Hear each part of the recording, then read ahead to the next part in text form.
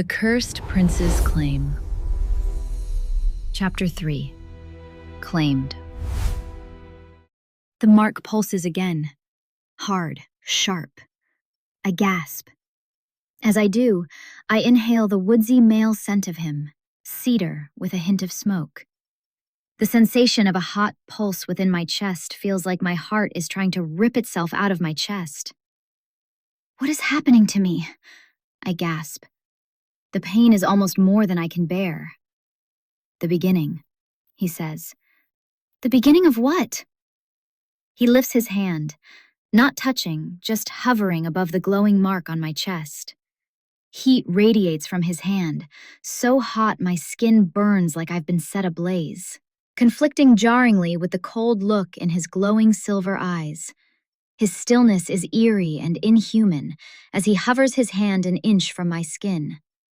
His shadows are still a swirling mist just behind him, like a living beast, trying to get closer but staying just out of reach. The glow intensifies under his palm as the pain begins to ease. A soothing balm after the searing pain. The light radiating from me illuminates his hard, masculine features. The utter beauty of him in stark contrast to the cruel aura that seems to seep from every pore of his being. His voice is rough when he speaks again.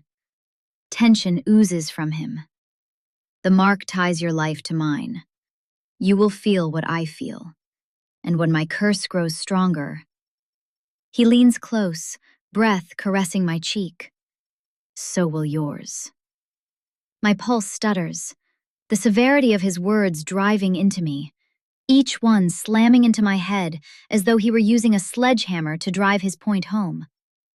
I don't want this, I whisper, tears welling in my eyes as I will myself not to let them spill. I don't either. A flicker of something pained crosses his eyes, but it is gone before I can fully comprehend what I saw. But destiny doesn't care what we want. The wind stops. As the world becomes still for a moment, it is like there is nothing else in existence. Just me and the hulking creature holding me in place. Even the bite of the bark against my spine numbs. Magic hangs thick in the air. The feeling of it makes my skin hum like nothing I've ever felt before.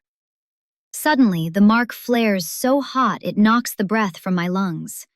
I start to collapse, but before I can hit the ground, I feel strong arms grasp me, hard, unyielding, and so hot. Burning heat like an inferno simmering just beneath the surface of his skin. I'm taking you with me, he says. No! The scream rips from me. The terror his words instilled cuts through the confusion of the past few minutes as the reality of what is happening hits me. You won't survive the night. Not with that mark. Not with what it calls. These words alone are enough to make me pause.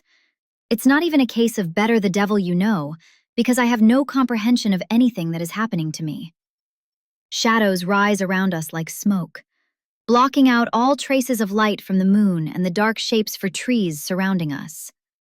The last traces of the outside world are blocked out, leaving only the faint glow from my chest to illuminate me and this male who is holding me so tight, it's almost as though his life depends on it. A wolf howls off in the distance, but the sound is soon smothered. The world blurs. And then, we're gone.